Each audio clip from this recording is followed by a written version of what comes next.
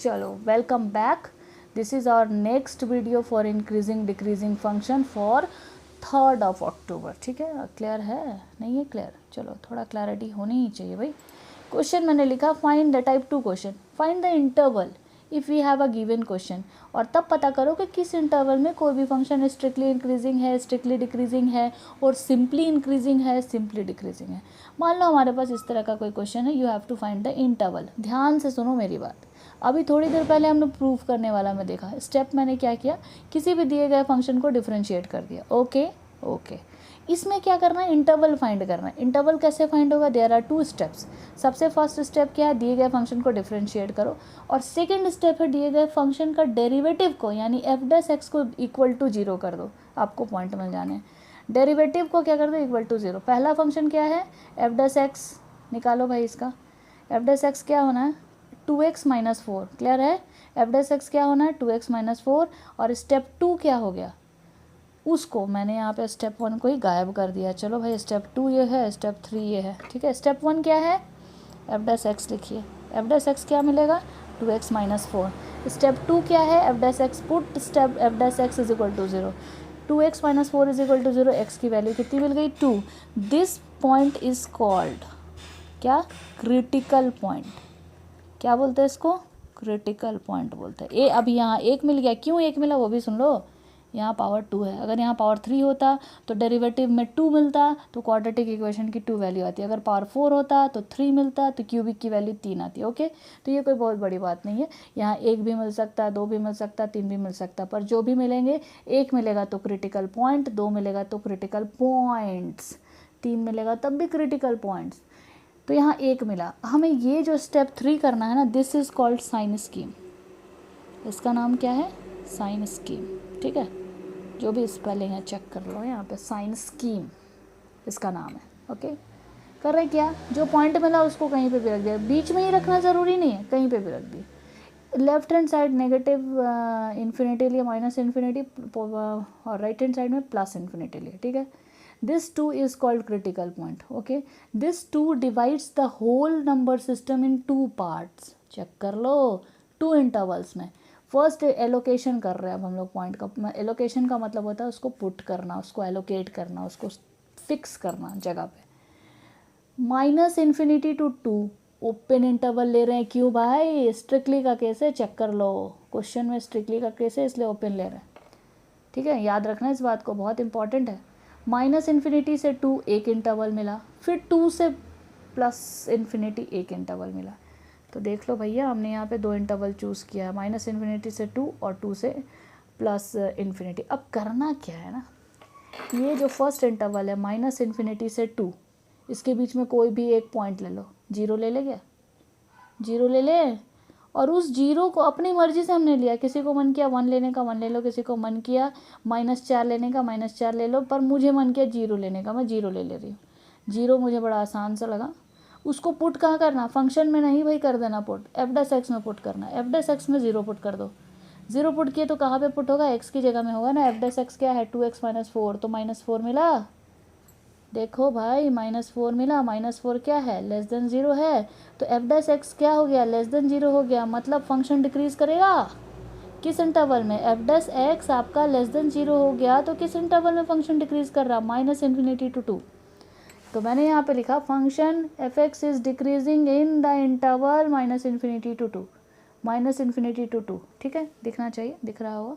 चलो सेम चीज़, एक इंटरवल हमारे पास और वेट कर रहा है। कौन सा है वो इंटरवल, वो इंटरवल है 2 कॉमा इन्फिनिटी। 3 ले ले, 4 ले ले, चलो 4 ले लेते हैं। हमने यहाँ पे 4 ले लिया। एफ डैश एक्स हमारे पास क्या है, 2x माइनस 4। एफ डैश 4 लिया, 4 की वैल्यू 8 माइनस 4 ग्रेटर देन 0 आ गया। ठीक है, ग्रेटर देन 0 आ गया, कहने का मतलब है कि प्लस हो गया।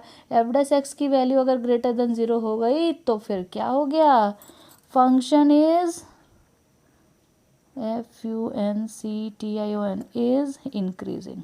क्लियर होगा, क्लियर होना चाहिए। ग्रेटर देन आया किस में, 2,0 में। मैंने ये टेबल आपकी सुविधा के लिए बनाया हुआ है। ठीक है, ताकि आप एक जगह एक्यूमुलेटेड फॉर्म में अपने आंसर को लिख सको।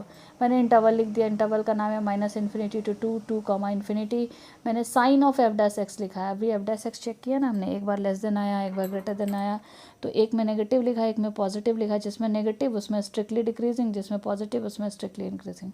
आई होप कि आपको ये क्वेश्चन समझ में आएगा। This is your answer. नहीं समझ में आया, आस्क मी अगेन। एक क्वेश्चन और ले लो। अब आप, ये तो हमने स्क्वायर से शुरू किया तो एक क्रिटिकल पॉइंट मिला, जहाँ क्रिटिकल पॉइंट ही नहीं मिलेगा वहाँ क्या होगा भाई? चेक करो। f(x) इज इक्वल टू, मैंने लिया 7x - 3, ये आपका स्ट्रेट लाइन इक्वेशन है। ये आपका क्या है? स्ट्रेट लाइन का लीनियर इक्वेशन है। f(x) can be written as y is equal to 7x - 3, slope is your 7, slope 7 है, इंटरसेप्ट क्या है? -3, इसलिए यहाँ पे मैं यहाँ से ड्रॉ करने का रीज़न ही यही है, 0, -3, दिस इज़ योर इंटरसेप्ट। ठीक है। Find the interval in which the function is increasing और डिक्रीजिंग, कुछ भी। ठीक है। f' निकालो। आप बोलोगे x तो है ही नहीं, कहाँ पुट करे क्या? ये आ गया कैसा? कांस्टेंट। अब इसके बाद क्या करोगे? आपने एक देखा कि यहाँ पे एक पॉइंट लिया, -3 कहाँ से आ रहा है? देखो भाई, ये y is equal to mx + c वाला फॉर्म है। c की वैल्यू -3 नीचे चले गए, और m की वैल्यू 7 ये ले लिया, इसको मीट करा दिया, इसको हमने ड्रॉ किया। अब इसमें आप ध्यान से देखो, अब यहाँ से तो आप शुरू किए हो, जहाँ जाओगे ऊपर ही जाओगे ना, ऊपर ही जाओगे का मतलब इंक्रीज़ कर रहा है। किस वैल्यू के लिए? कोई भी वैल्यू x की ले लो। अब आप बोलोगे कोई भी वैल्यू x की कैसे ले ले? क्यों नहीं ले सकते? f' में x है क्या? नहीं है, तो x पे तो वैल्यू ही नहीं डिपेंड कर रहा है फंक्शन की। x की वैल्यू नेगेटिव भी लोगे तो भी 7 को फ़र्क नहीं पड़ेगा, x की वैल्यू पॉजिटिव लोगे तब भी 7 को फ़र्क नहीं पड़ने वाला। क्यों नहीं पड़ने वाला? Because 7 is independent from x, इसलिए हमने यहाँ लिखा f' हमेशा ग्रेटर होगा। क्यों भाई? क्योंकि ये तो बढ़ते ही जा रहा है किसी भी x की वैल्यू के लिए, और x किसको बिलोंग करेगा? रियल नंबर को। तो फंक्शन कैसा होगा? इंक्रीजिंग होगा, डिक्रीजिंग नहीं हो ना। ठीक है। यहाँ तक का आपका जो वीडियो था, जो आपको क्लियर नहीं था, आई होप कि ये सेकेंड टाइम पोस्ट करने पे क्लियर होगा।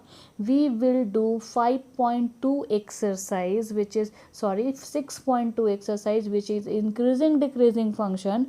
मेरा आपको कहना है, मैं यहाँ लिख देती हूँ, होमवर्क है आपका 6.2 increasing and decreasing function exercise. करें इसको आप। This is from NCERT book. इसको करके कंप्लीट करके मुझे बताइए, उसके बाद ही मैं दूसरा कुछ बात करूँगी रिगार्डिंग रिलेटेड टॉपिक। कहाँ से भी करें?